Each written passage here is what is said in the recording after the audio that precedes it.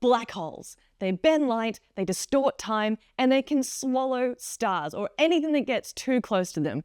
But how much do we really know about them? What are you? I asked you on Instagram what burning questions you have about black holes, and today I've got some answers for you.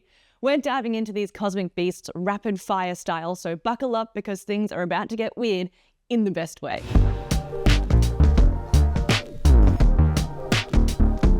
Let's start with the question I'm surprised no one asked, but I think we should start with this question anyway.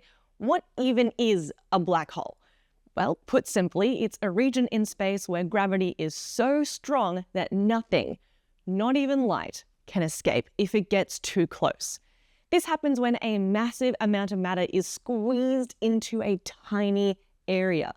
Now, you can't see a black hole directly, but we can detect them by how they affect nearby stars and light as well. And they come in different sizes too. You have small stellar mass black holes, which are formed when the most massive stars reach the end of their lives. And at the other end of the spectrum, there are these supermassive black holes that are often found at the centers of galaxies. Our galaxy has one. It's called Sagittarius A star, and it's about 4 million times the mass of the Sun. The way supermassive black holes are formed and come to be so big is still a mystery that scientists are trying to solve. However, there are also a few other categories that are either less common or have not yet been found to exist. The less common ones we have detected are the intermediate mass black holes, which are the ones that fall between the typical masses of your smaller stellar mass black holes and the supermassive black holes. Then there are the primordial black holes, which we could give them an entire video, so maybe we'll save that for another day.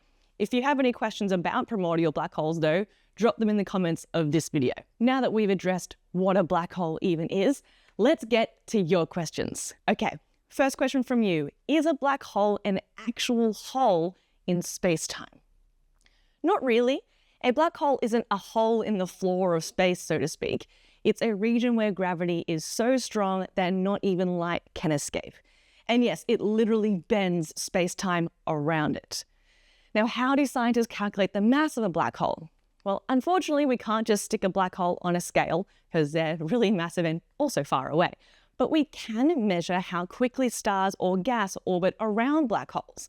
The faster stuff orbits around a black hole, the more massive that black hole is. Check out this real footage of stars orbiting around the black hole at the center of the Milky Way galaxy, Sagittarius A star. Watching these stars zip around the black hole like this allowed us to calculate the mass of this black hole and get it to a more precise estimate, which, like I said before, is around 4 million times the mass of our Sun. And here's a picture of it. How neat!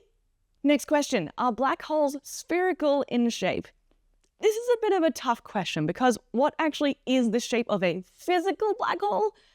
We're not really sure. So instead, I'm going to talk about the edge or the event horizon of black holes, the point of no return. But even then, it's still a little complicated. But anyway, generally, yes, the edge or event horizon of a black hole that doesn't spin is perfectly spherical. But if it is spinning, and most of them are, it bulges a bit around the middle, kind of like a squashed basketball. But again, it's just the point of no return where nothing, not even light, can escape. Moving on. How do black holes eat things? Well, when material gets close to a black hole and falls toward the black hole, it forms a hot spinning disk called an accretion disk. Now, some of the stuff in the disk spirals in past the black hole's event horizon and gets gobbled up, and ultimately adding to the overall mass of the black hole. But some of it also shoots out in massive jets, so not everything falls into a black hole. Black holes don't suck up everything. Now next, when would spaghettification happen to a human when falling into a black hole? Now, if this is the first time you've come across the term spaghettification, firstly, congratulations on learning a new word, and secondly, I hope you're sitting down for this.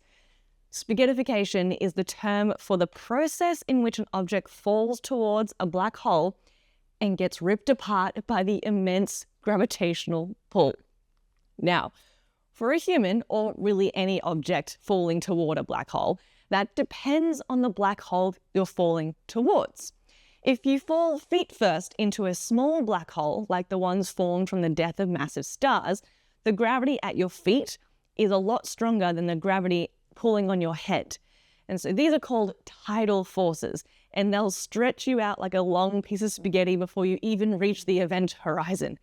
But when it comes to bigger black holes, like supermassive black holes, you may very well pass the event horizon before noticing anything particularly weird.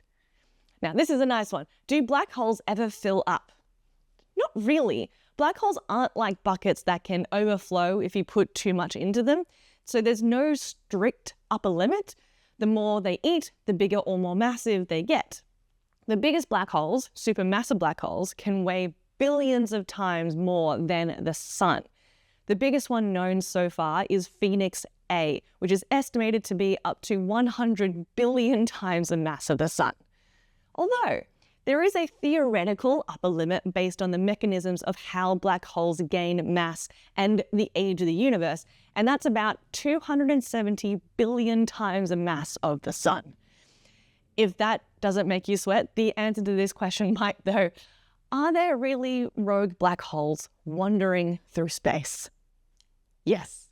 We estimate that there could be hundreds of millions of them just in our galaxy, the Milky Way. Although the odds of one heading straight for us are very, very small.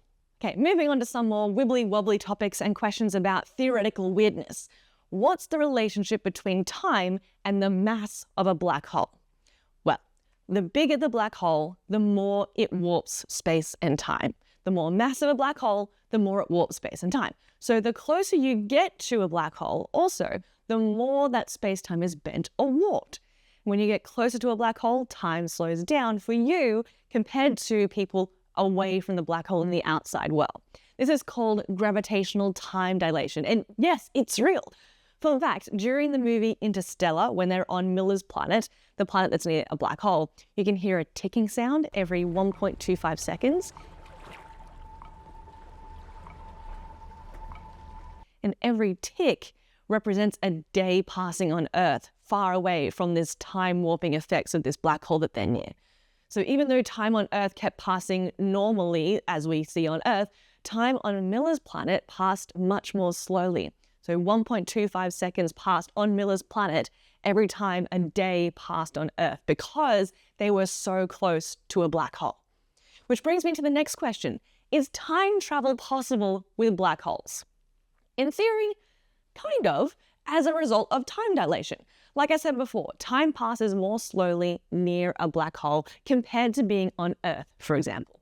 So if you spent some time really close to a black hole, time slows down for you. So when you return to Earth, more time has passed on Earth than what you've experienced. So that's kind of like forward time travel, but going backwards, that's not so easy. It's basically impossible with current physics. Next, what are white holes? Are they real? Now, white holes are kind of the opposite of black holes. Instead of pulling things in and nothing can escape, white holes spit things out and nothing can go in.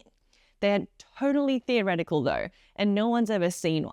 So there's currently no observational evidence to support their existence. Speaking of white holes, if you fell into the top of a black hole, could you come out the bottom of a white hole? That is one idea.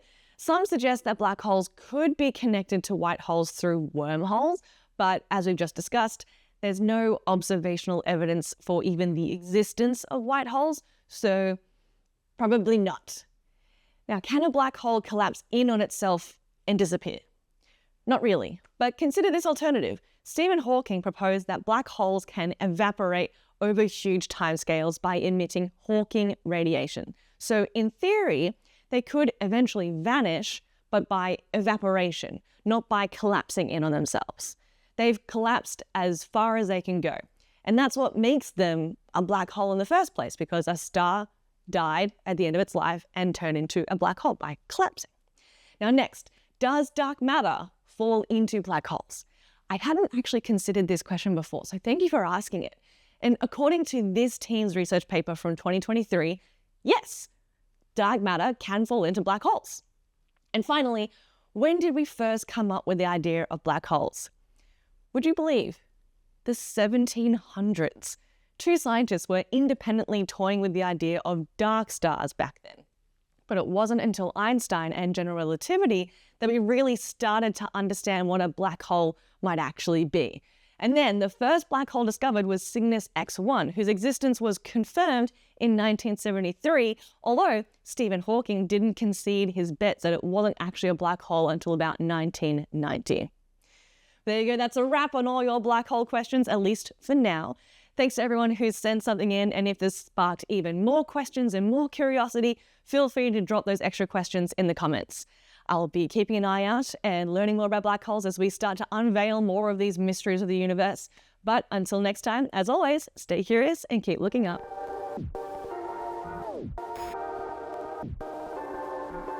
That was did I do that all in one take? That was all in one take. Whoa, look at me. Yeah.